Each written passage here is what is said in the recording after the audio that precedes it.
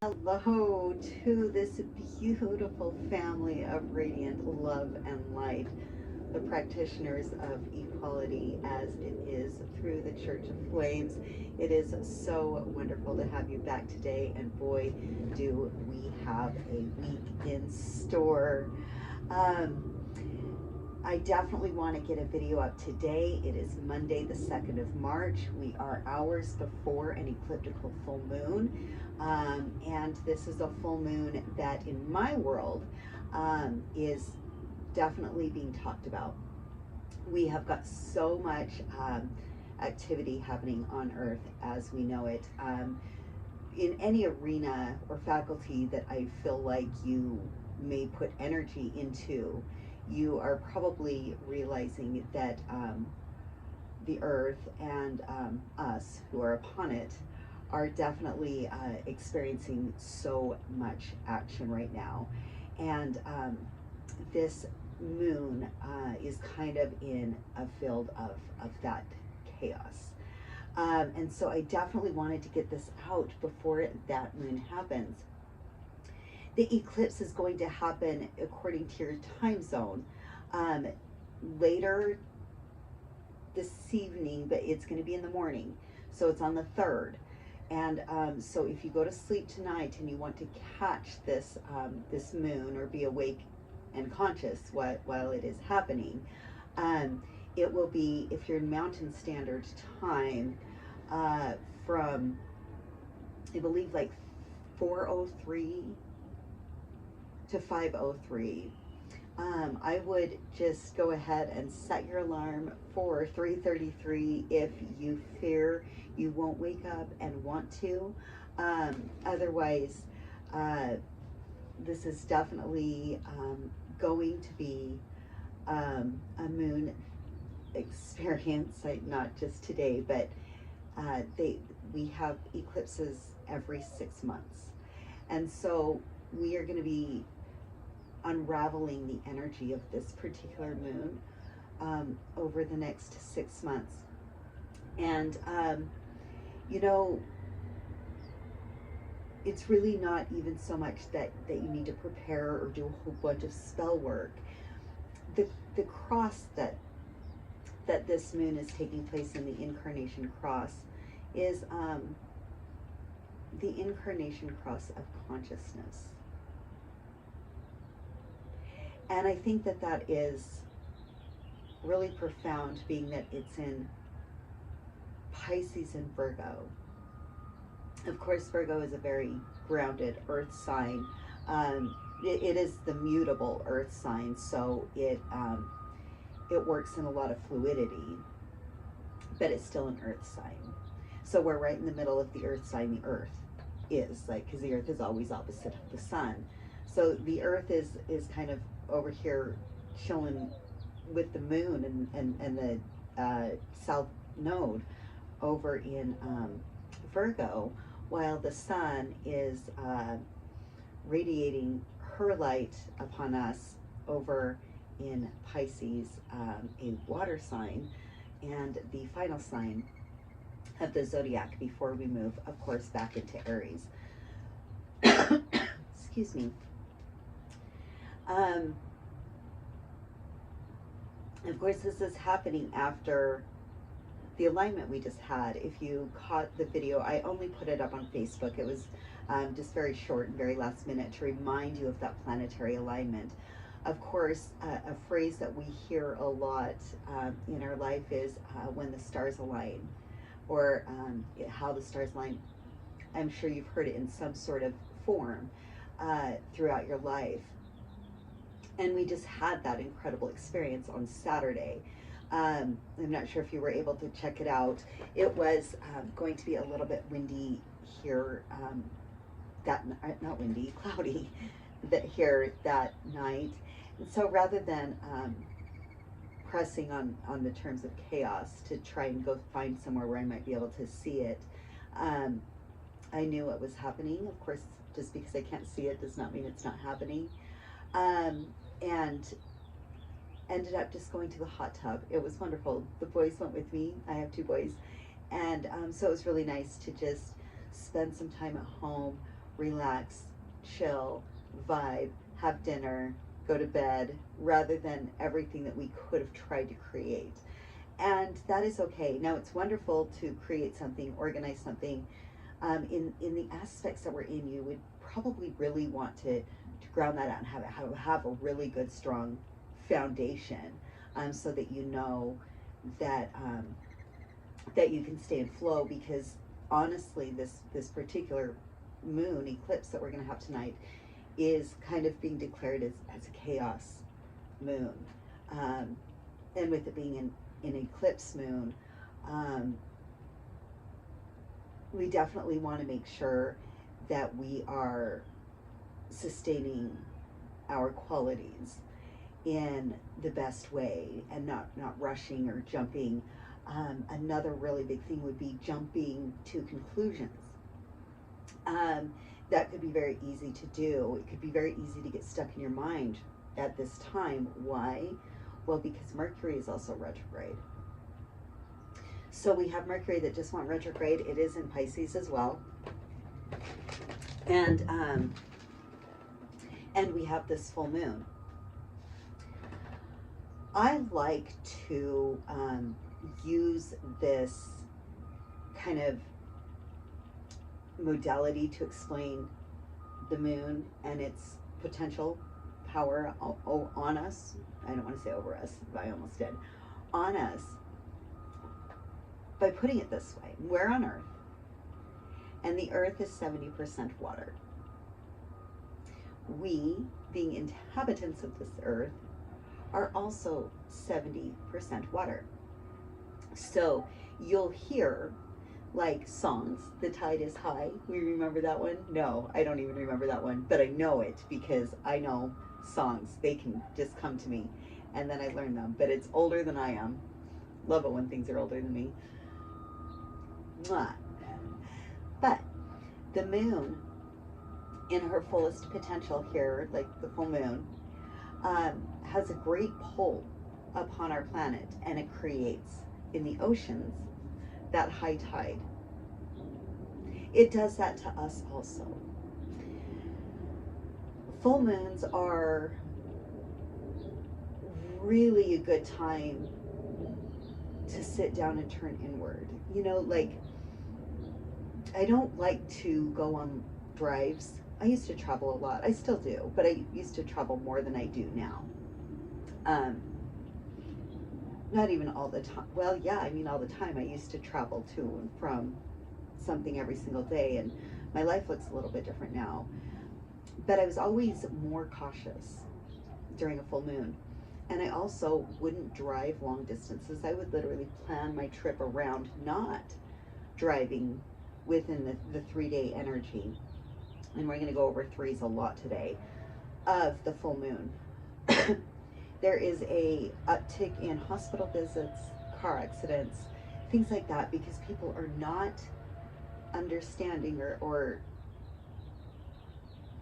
aligning with the fact that the moon is also playing a role within us because of that water.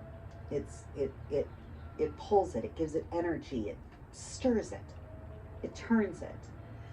And so during this moon, particularly,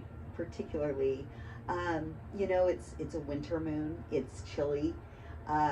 It's really not this year, I know, but it is a really good time to sit down, journal, have friends, keep it grounded, and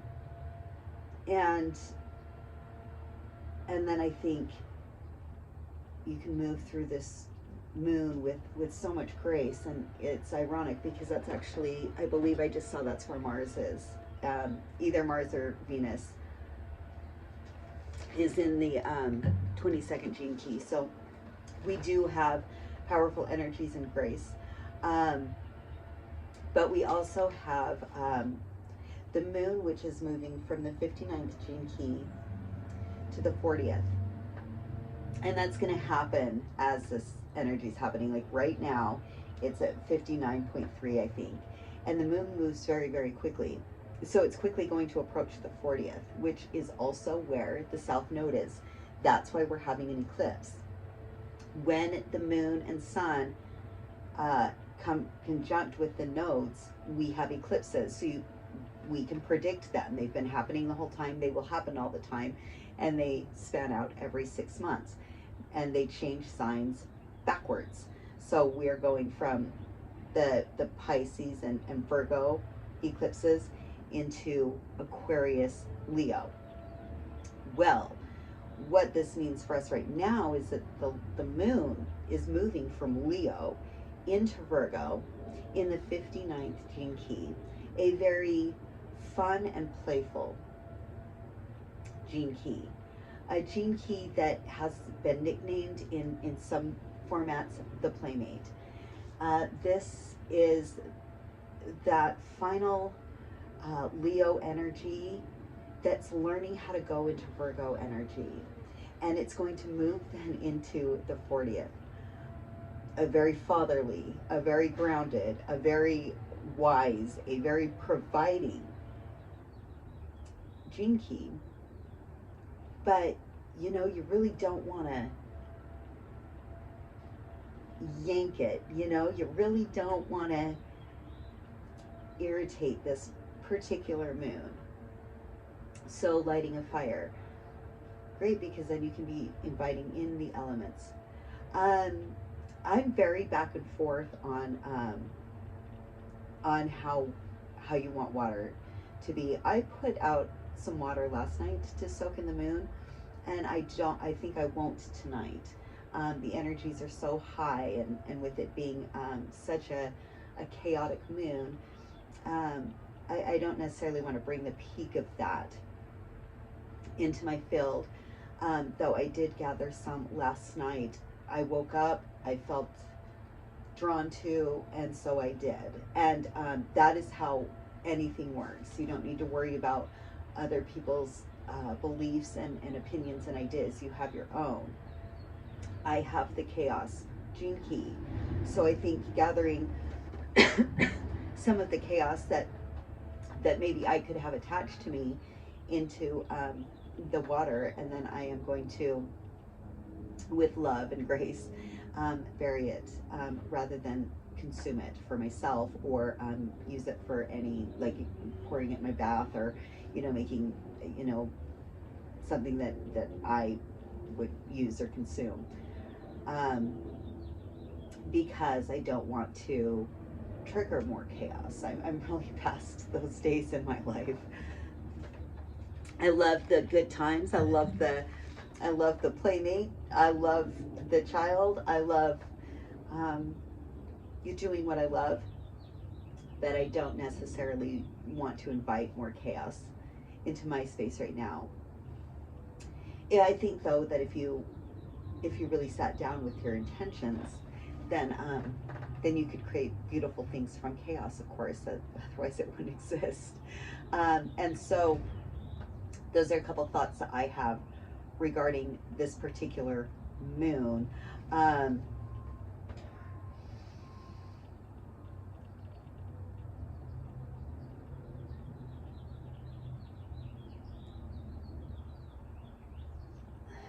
Just reading my notes, I'm sorry. It's definitely a good time to be attentive to your body. This moon and Earth are currently in Virgo, and Virgo is definitely a healing sign. Virgos are healers. You will often find them working in healing modalities, social work, things like that. Virgos are just drawn to providing that service because they can. They're equipped with it. But with the earth in it, it's a very, very good time to focus inward, integrate, and then do my 3. Told you it was going to come up a lot today. Favorite things: accept, surrender, forgive. And a good way to do that, of course, is through our journaling. And it is going to be kind of an interesting time to journal, and I think this might add to some of the reason that we might see this as a chaos moon, is that, of course, we have Mercury going retrograde, meaning it is appearing to go backwards in our sky. This is about a 3-week transit, and when it's in Pisces, it's not in its favorite sign. I can tell you this because I am a Gemini ruled sun. My sun sign is Gemini, and Geminis don't necessarily know how to do the tangly of Pisces. But while we're going through this review of this Mercury retrograde, align yourself with the idea that it is actually to do with your intelligent compassion. Compassion is that deep Pisces energy. The gene key sits in its sign, of course, and of course, Mercury is about intelligence. So this would be decisive compassion. This would be choosing something and unconditionally finding your way with it. A really good time to do what you love, not the best time to sign contracts. And as we're moving through this, I think that we are going to be able to have a lot of opportunity to journal. For one, we are dealing always with, in our mind, our past, our present, and our future. And they'll often say, you know, if you're feeling feelings of depression, you're thinking in the past. If you are in anxiety or stress, you're trying to figure out the future. And of course, if you're in the present, it is a gift, because you're actually being in the moment. But our minds do that, and that is okay. You know, we spend time in meditation, we spend time in journaling, we spend time asleep, like sleeping, so that we can take a break from these places that our brains go all day, and it's okay. But a good self-practice, especially right now, is to stop and recognize these. For the past 2 days, I don't know about you, but I have had some wild dreams, like wild dreams. The one 2 nights ago, I woke up so quick from this dream because I just hadn't had that experience before in a dream. And I woke up, and there was a name that was given to me in this dream. I have tried to look up this name, and I don't find anything like in my algorithm. But I'll never forget it myself. I was telling my boys it, and Ollie said, "It sounds, Mom, like it's like a past life dream for you, like in," and that makes a lot of sense in its context. And the name, he said, it sounded so Viking. This is not something I would have put together. So I was glad that I mentioned to him. But of course, the first thing that I did when I got up was write that dream down. And I know that I have been going over journaling in this particular element of the church like crazy, but it's because it's something that I can offer that allows us to practice within this space of equality. We all dream, we all stress, we all fear, we all have wonderful memories, we all have all that we're dealing with, and it's really good to bring that out. And during this retrograde, it's a very good time to bring it out if you are dreaming. It's a wonderful way to practice remembering your dreams and that getting to that lucid dream state. I hear that can be challenging. And I'm very fortunate that that's never been a challenge for me. But what was a challenge was getting in the habit of waking up, grabbing that pen and paper, getting a little lamp or whatever I need, and jotting down anything that I can, because your dreams are speaking to you. And what I love about this right now is that we're in this open space of really working with our subconscious, our depths, our shadows, our whispers. Like, I don't know why I want to say that, because I wanted to say wispy, but it literally came out whispers. And at the same time, we're in, collectively, anybody born at this time is in the incarnation cross of consciousness. So why would we be in the incarnation cross of consciousness while it seems so spacey, floaty, new?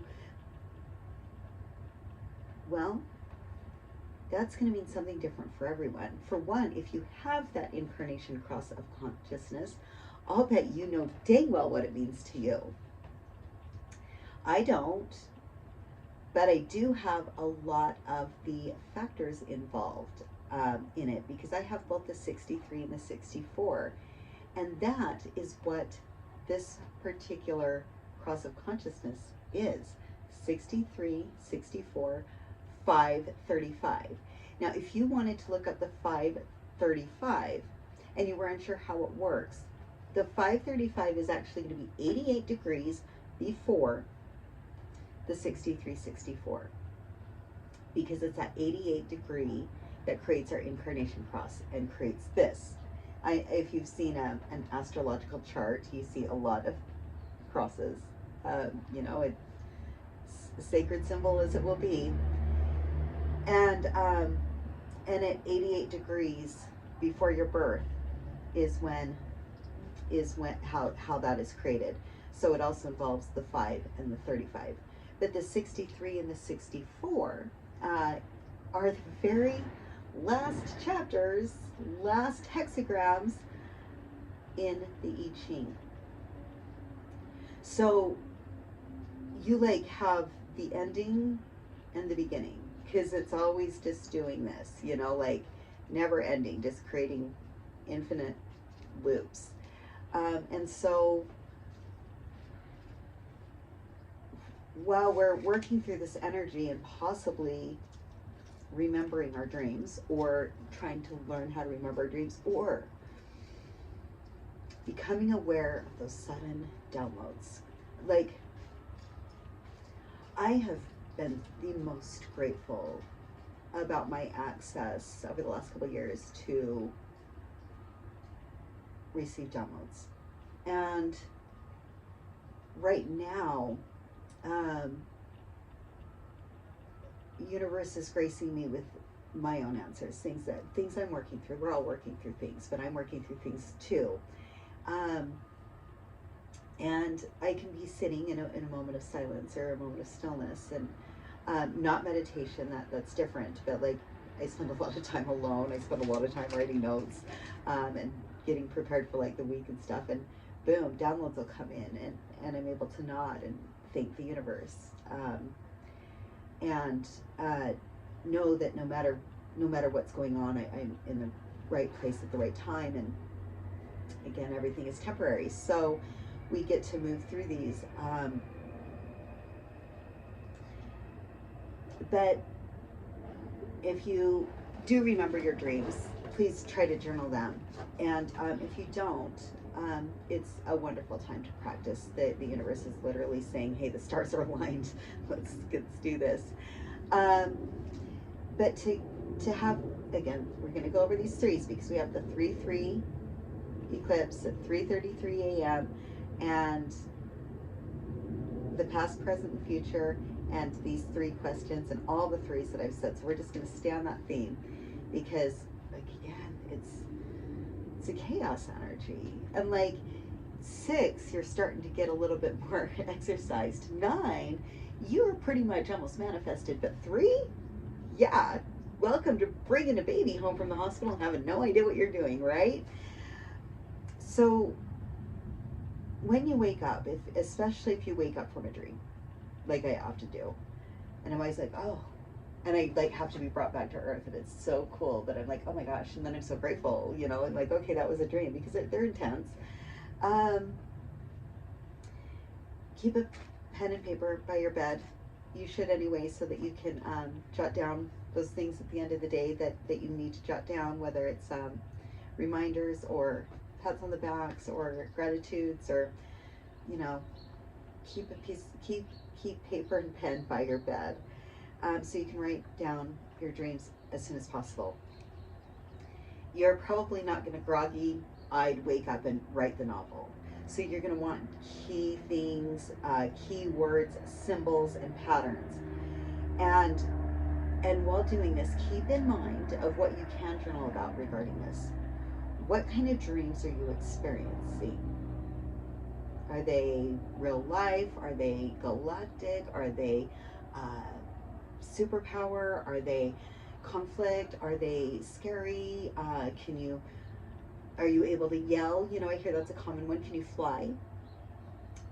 What kind of dreams are you experiencing? Next, how do you feel when you wake up? You know, like I wake up and it's like, oh, and I have to, oh, that was a dream. Oh, yeah. And then I'm good, you know, like no matter what kind of situation of dream I'm in. But you want to know how you feel, because your dreams are your subconscious telling your conscious, hey, awareness, and it can mean so many things. And so if you wake up and you're breathing deeply, or you're scared, or you can't move, paralysis, those are things that you want to be aware of, especially if they are in patterns. You might notice that that's a pattern around the full moon. Good reason to pay attention to this class and this course and this element of the church, eh? And the final question, because I told you 3, have you noticed patterns or symbols?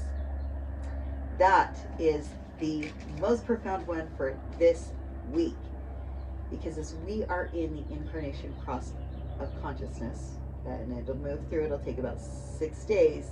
We've gone over this. That's exactly what it's about. Asking questions and examining patterns. Finding deeper understanding. And help us logically sort out situations so that we can continue to make progress. As within, so throughout. And we need to start here.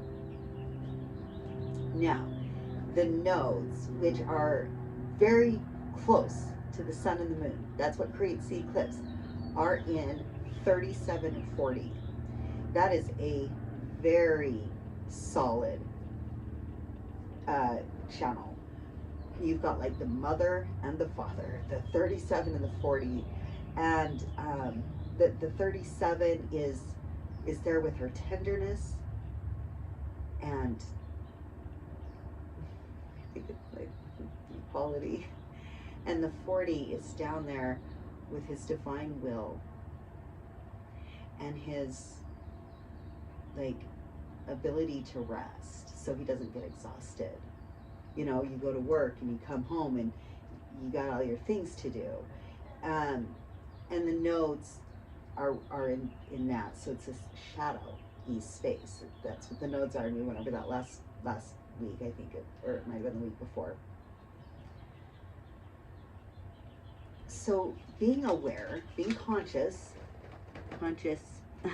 of what the energies are, how they're available to us, where they sit, and if you are there, like I am, and so many people are, and thank you so much for those of you who are, know where those are meddling in your chart, and so you can work with that as well. For me, in just the gene keys I've given, I have the 3740, the 6364, and the 40 again. But when I was looking at the Just Now chart, which you can get just on, just Google Just Now chart in human design, it's on the Jovian website, it'll pull right up. It's almost my whole chart. It's not every planet in the same place. That would be, I have not lived that long yet, and I don't want to this lifetime. But I'm amazed at how much conjunction I have right now. So I'm really grounding out. I will forgive myself for not making it to the full moon howling session. I will forgive, because I don't like to drive on full moons, and so I really don't want to invite that in. Ironically, my son has a show tonight, but it's a very early show. It starts at 4:30 in the afternoon. It's a school night. He had a show last night. They had a blast. Said it was the best one they've been to so far. And this one is just Melanie. He's going with a class friend, and I'm sure that I'll be picking him up and bringing him home around 7:30 or 8.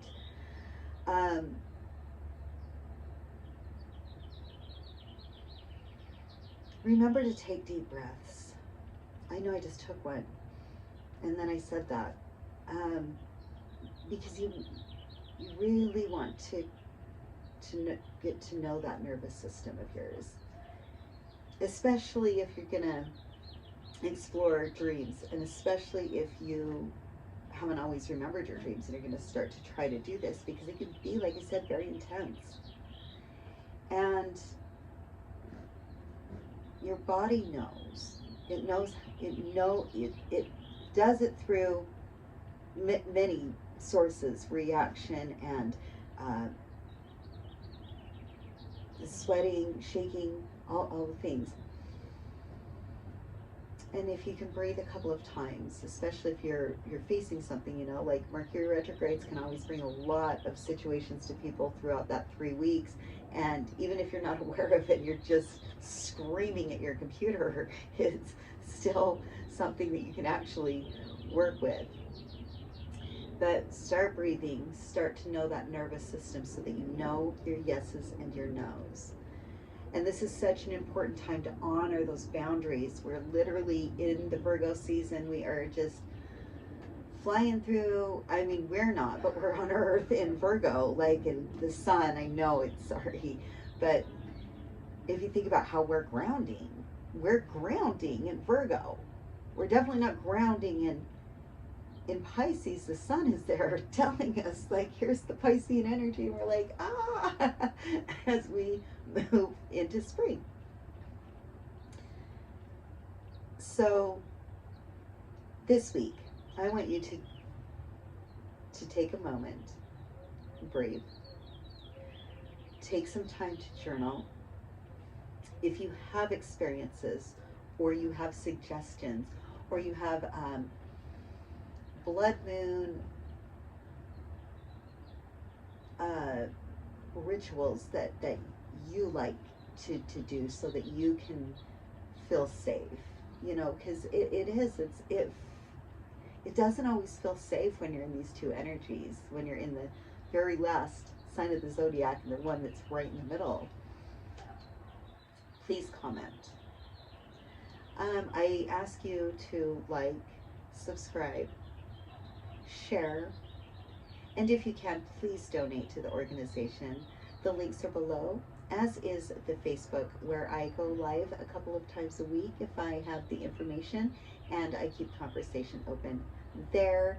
And of course, I appreciate you spending time here. Have a beautiful full moon eclipse experience. Be safe. Know that you are supported, and I'll see you next week.